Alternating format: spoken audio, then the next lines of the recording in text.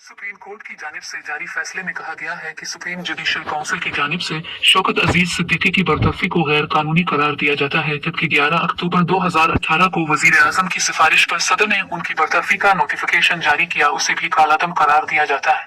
अदालती फैसले में कहा गया है कि जस्टिस शौकत अजीज सिद्दीकी को बहाल नहीं किया जा सकता, उन्हें रिटायर्ड जज तस्वुर किया जाए। वो बतौर जज इस्लामाबाद हाई कोर्ट रिटायर्ड और तमाम राहत में पेंशन के हकदार होंगे, उन्हें पेंशन समेत तमाम राहत मिलेंगी। शौकत अजीज सिद्दीकी की बर्तरफी का मामला ख्याल रहे इस्लामाबाद हाई कोर्ट के जज शौकत अजीज सिद्दीकी को 11 अक्टूबर 2018 को खुफिया इदारों के खिलाफ तकरीर करने पर ओहदे से हटा दिया गया था। इस्लामाबाद हाई कोर्ट के इस वक्त के सीनियर जज जस्टिस शौकत अजीज सिद्दीकी ने 21 जुलाई 2018 को रावलपिंडी बार में खिताब के दौरान हसास इदारों पर अदालती काम में मुदाखलत का इल्जाम आयद किया था। साबिक जज शौकत अजीज सिद्दीकी के बयान पर पाक फौज के शुबा ताल्लुकात आमा ISPR की जानिब से भी रद्दअमल सामने आया था, जिसमें रियासती इदारों पर लगाए जाने वाले इल्जामात की तहकीकात का मुतालबा किया गया था।